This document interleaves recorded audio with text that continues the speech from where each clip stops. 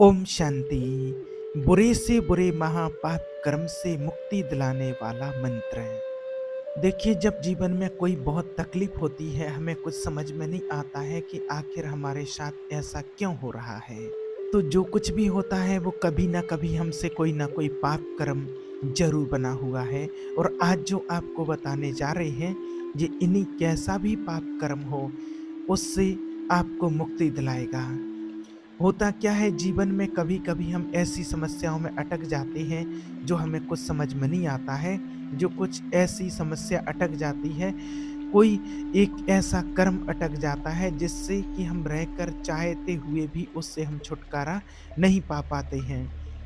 हमारे पास कोई ऐसी फिजिकल बीमारी होती है, कोई ऐसी कंडीशन होती है, कोई हमारी ऐसी सिचुएशन आस-पास में ऐसी होती है, कोई ऐसी समस्याएँ हमारे आस-पास होती हैं जो लगातार हमारे जीवन में आती ही चली जा रही हैं, हमारे जीवन में समस्याएँ बढ़ती ही चली जाती हैं और जिसका कोई भी हमें आदि और अंत समझ में नहीं आता है।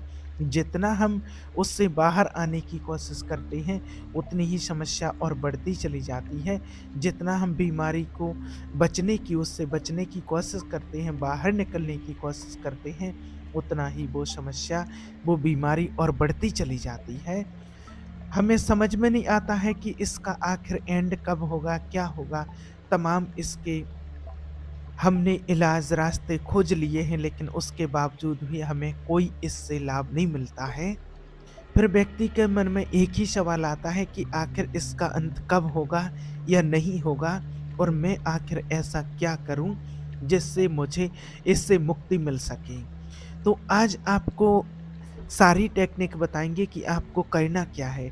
अगर आपके जीवन में भी कोई ऐसी समस्या है जो प्रॉब्लम बढ़ती चली जा रही है और उसका कोई अंत आपको समझ में नहीं आ रहा है, तो आखिर इसका अंत कैसे होगा?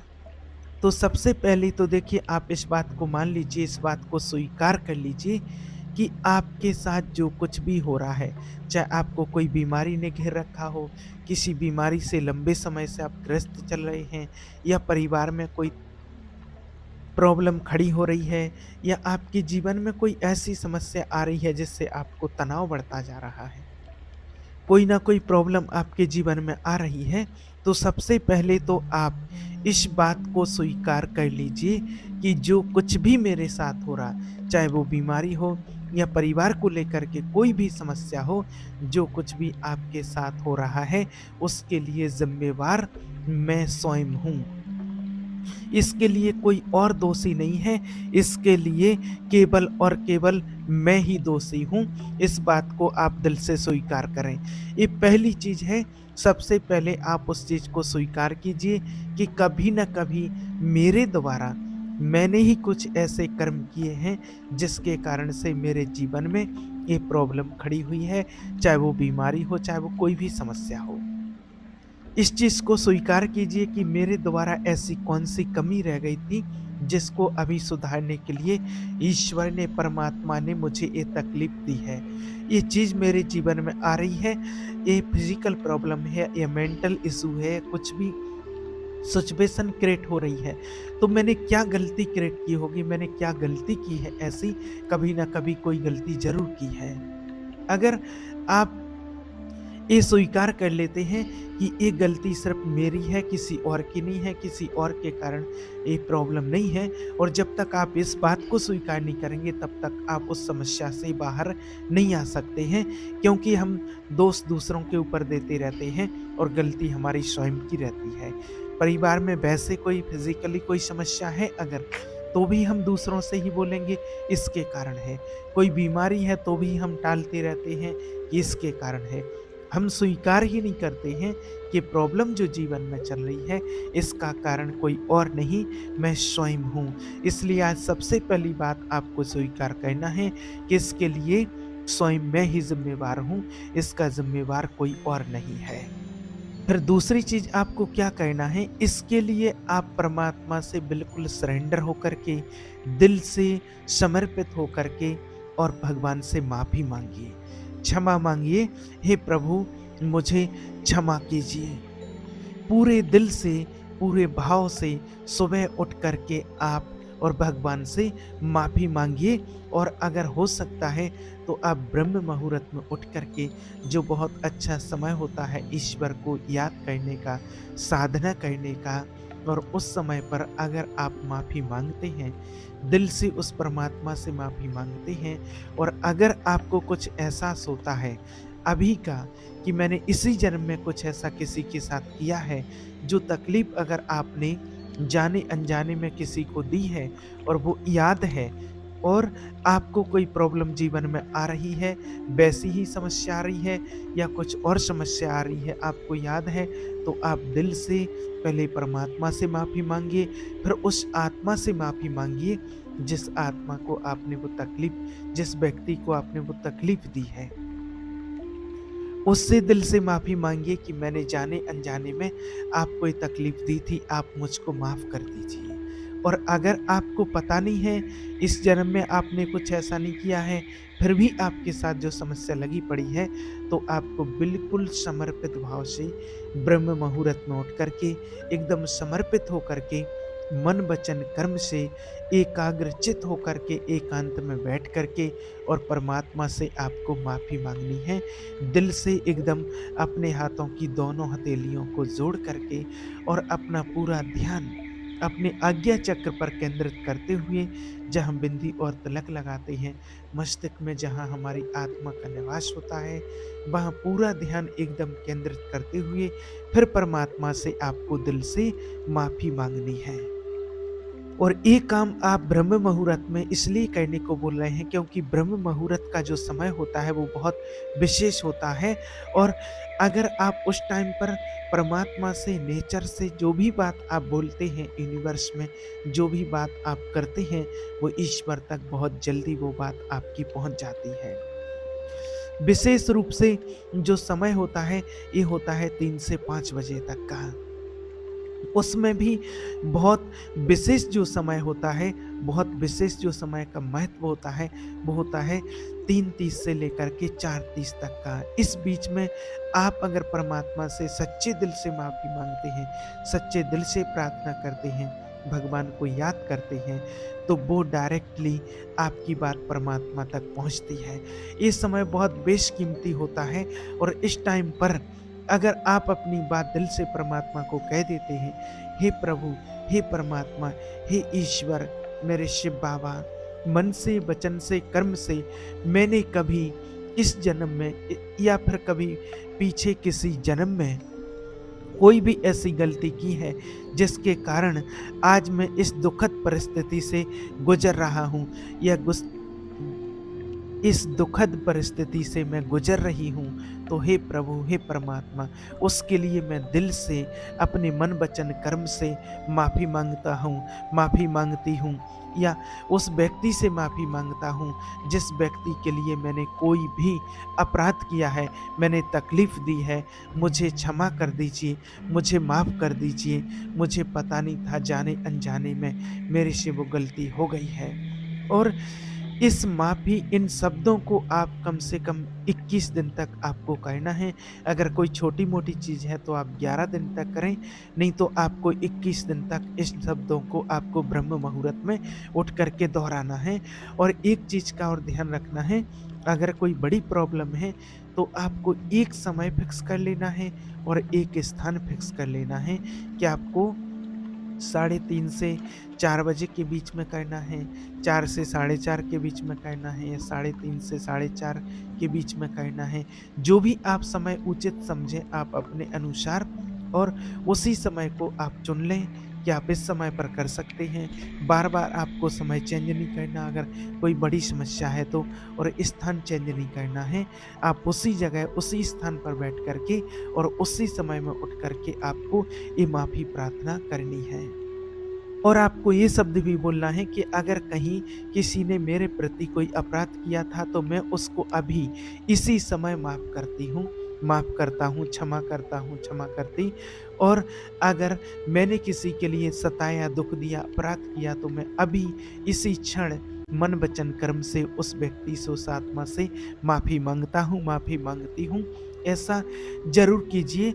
और ऐसा लाखों लोगों ने किया है और ऐसा करने से जो परमात्मा से दिल से जुड़े हैं और माफ़ी माँगी है, तो लाखों लोगों के जीवन में परिवर्तन आया है और उनकी जो समस्याएँ थी वो धीरे-धीरे करके समस्याएँ मिटती गई हैं, दूर होती गई हैं। और उसके बाद तीसरी चीज़ क्या करनी है, एकदम समर्पित भाव से आपको बोलना है कि हे प्रभु, मैं आपकी शरण में हूँ, मैं जैसी हूँ, जैसा हूँ, तैसा हूँ, जो भी हूँ, मैं आपके पास आपकी शरण में हूँ। अभी इस जीवन की जो भी मेरी समस्या है इसका समाधान करो। जो आपकी समस्या हो, बीमारी को लेकर के कोई टेंशन, प्रॉब्लम, तनाव जो भी हो, उसको आपको यहाँ दोहराना है कि मेरी इस बीमारी को, इस समस्या को ठीक करो प्रभु, इसको ठीक करो, करो प्रभु, आपको करना ही होगा, मैं आपकी शरण में आई हूँ। जब आप ऐसा बोलते हो, जब परमात्मा से आप हृदय से माफ़ी माँगते हैं और अपने आप को एकदम सरेंडर कर देते हैं, सरेंडर हो जाते हैं, समर्पित हो जाते हैं, तो फिर कोई कारण नहीं है कि परमात्मा आपको उस दुःख का सॉल्यूशन, उस समस्या का समाधान ना दे। इस बात की गारंटी लेते हैं कि इस बात को आप एक समय पर 11 दिन तक दोहराएँ, समस्या बड़ी है तो आप 21 दिन तक दोहराएँ। एक आप अपने हृदय से माफ़ी माँगे और दूसरा आप परमात्मा को सरेंडर कर दिया कि हे परमेश्वर, मुझे माफ़ करें, मुझे रास्ता दिखाएँ, मुझे कोई नया रास्ता दिखाएँ। बस ऐसा करके फिर आप अपने ध्यान में, मेडिटेशन में बैठ सकते हैं। रोज़ आप ध्यान करते हैं, मेडिटेशन करते हैं, वो आपको करना है, या कोई भी आप मंत्र का जाप करते हैं, नाम जप करते हैं, तो फिर उसमें आप समय बिताइए अपना।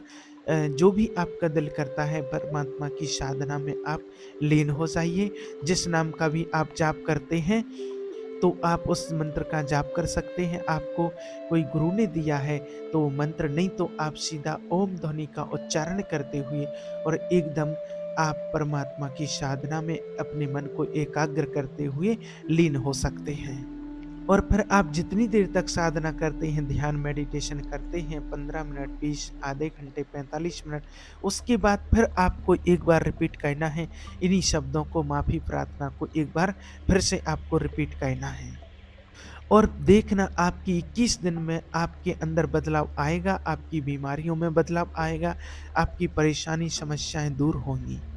और अगर आपको रिश्तों में कोई प्रॉब्लम चल रही है, आपस में रिश्ते में नहीं बन रही है, रिश्तों में कोई प्रॉब्लम चल रही है, तो आपको क्या करना है, इसी ब्रह्म मुहूर्त के टाइम पर, अगर आपके रिश्तों में मनमुटाव चल रहा है या व्यक्ति कोई तकलीफ दे रहा है, दिए जा रहा है, तो उसके प्रति आप एक माफ़ी प्रार्थना करते हैं, आई एम सॉरी।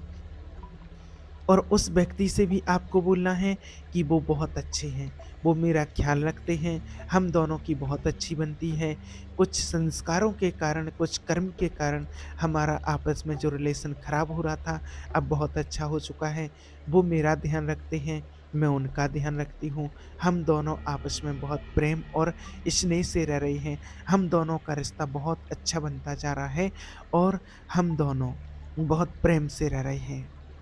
और आप हृदय में दिल से ये बात कहते हो, सॉरी, मेरी कोई गलती थी तो मुझे माफ़ कर दो, और हमारे रिश्ते में बहुत निखार आ रहा है, हम दोनों बहुत अच्छे से प्रेम से रह रहे हैं। और मेंटली आप उस व्यक्ति से कनेक्ट होकर के आप इन शब्दों को बार बार दोहराएंगे। ये बहुत ही ज़बरदस्त चीज़ है। और इन शब्दों को तो आप दिन में कितनी बार दोहरा सकते हैं, लगभग आप 100 बार दोहराइए। जब भी आपको समय मिलता है, सामने वाले की याद आती है, पति हो, पत्नी हो, कोई भी हो आप रिलेशन में, तो भी और भी कोई संबंधी हो सकते हैं, तो आप इसको दिन में लगभग 108 बार दोहराइए, खास करके सुबह उठते टाइम, ब्रह्म मुहूर्त में, और रात्रि को जब सोते हैं, और बीच-बीच में जब भी आपको टाइम मिलता है, तो उस टाइम पर भी आपको इसको दोहराना है ना? आपको कोई मंत्र नहीं दे रहे, ये मंत्र रटना नहीं है, बस उस व्यक्ति का ध्यान करते हुए उसका फेस जैसे ही सामने आता है, तो अभी नफ़रत के भाव आते थे, घृणा के भाव आते थे, अब ये पॉज़िटिव वाइब्रेशन उस तक आपको पहुँचाना है, उसके प्रति मना बिल्कुल भी नेगेटिव नहीं सोचना है, पॉज़िटिव सोचना है, पॉज़िटिव रहना है।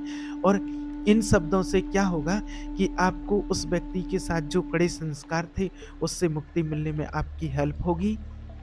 और जो उस व्यक्ति के साथ में जो बात नहीं बनती थी या कड़े संस्कार थे, वो धीरे-धीरे करके एकदम नॉर्मल हो जाएँगे और ऐसे शब्दों से ये जो मंत्र आपको बताया है, लाखों लोगों का जीवन परिवर्तन हुआ है। आपका भी जीवन बदलेगा और ज़रूर बदलेगा। कितने केस ऐसे आए कि डिवोर्स होने वाला था, लेकिन उन्होंने ब्रह्म मुहूर्त में ऐसा किया है, तो आज उनकी गृहस्थी अच्छी-बसी है, बहुत अच्छे से चल रहा है उनका परिवार। एक चीज़ और करनी है कि जब आप ये मंत्र जाप करते हैं और आप मेडिटेशन करने बैठते हैं, ध्यान करते हैं, ध्यान आपको कम से कम 20 मिनट, 21 मिनट तो रोज़ करना ही है और ज़्यादा करें तो बहुत अच्छा है। उस टाइम पर आपको क्या करना है, बढ़िया शुद्ध जल लेकर के एक गिलास में रखना है अपने सामने या लोटा में रखना है और उसको क्या करना है कि जब आप पूरा मंत्र, पूरी प्रार्थना कर लेते हैं। उसके बाद वो जो सामने आपके पानी रखा है समझो कि वो चार्ज हो गया है परमात्मा की शक्तियों से, उसमें परमात्मा की वाइब्रेशन जा रहे थे। तो वो अगर आपको कोई बीमारी है तो आप उस पानी को पी लीजिए, नहीं भी बीमारी है तो भी आप पी लीजिए और अगर आपको परिवार में कोई ऐसी समस्या लगती है तो अपने दहलीज पर और उसको थोड़ा-थोड़ा छिड़क दीजिए, डाल दीजिए तो उससे आपकी जो भी समस्या होगी पारिवारिक वो ठीक हो जाएगी और आप स्वस्थ रहेंगे उस पानी को पीने से क्योंकि वो पानी अमृत बन चुका है। वो परमात्मा के सामने शक्तियों के रूप में परमात्मा के सामने था, उसकी शक्तियों से वो पानी चार्ज हो चुका है, वो अमृत बन चुका है। ईश्वर पर विश्वास रखिए, भगवान की कृपा से आपको 21 दिन के अंदर आपको आराम मिलना शुरू हो जाएगा। अगर आपको कोई शारीरिक प्रॉब्लम बीमारी है, तो 5 मिनट के लिए आपको एक चीज़ और करनी है, उसी के साथ ऐड करना है कि जैसे ही आप बिल्कुल एकांत में बैठ कर के और अपने आज्ञा चक्र पर ध्यान एकाग्र करके और शक्तियाँ लीजिए परमात्मा से, भगवान से शक्तियाँ लीजिए। ये पापनाशक मंत्र है समझो, इससे आपके जो भी पाप कर्म होंगे नष्ट हो जाएँगे। जिस प्रकार से आपने देखा होगा कि एक कागज़ होता है जो उत्तल लेंस का जो दर्पण होता है, सूरज के जब आप सामने करते हैं तो उससे कागज़ जल जाता है। इसी प्रकार से ये मंत्र आपके पापों को और आपकी बुराइयों को भी नष्ट कर देगा। एकाग्र होकर के बिल्कुल अपने आज्ञा चक्र पर अपने मन को एकाग्र करके कि जहाँ बिंदी तिलक लगाते हैं वह सारा ध्यान एकाग्र करके और परमात्मा का ध्यान कीजिए। परमात्मा ज्ञान सूर्य मेरे सिर के ऊपर है। वो हज़ारों तेजोमय परमात्मा मेरे सिर के ऊपर हैं, उनसे शक्तियाँ निकल कर के मुझ आत्मा पर पड़ रही हैं और मेरे अंदर जो भी बीमारियाँ हैं, जो भी रोग-दोग हैं, वो सब नष्ट हो रहे हैं। वो काले धुएँ के रूप में मेरे अंदर से बाहर निकल रहे हैं और मैं एकदम निरोगी आत्मा बन रही हूँ। मेरा शरीर एकदम निरोगी हो गया है, मेरे अंदर जो पाप थे वो नष्ट हो गए हैं, जल गए हैं, मैं एकदम शुद्ध, प्योर, पवित्र आत्मा बन चुकी हूँ। आपको ऐसा अनुभव करना है 5 मिनट तक, तो इससे आपकी बीमारियाँ बहुत जल्दी ठीक हो जाएँगी और ये बहुत लोगों पर काम किया है इसने।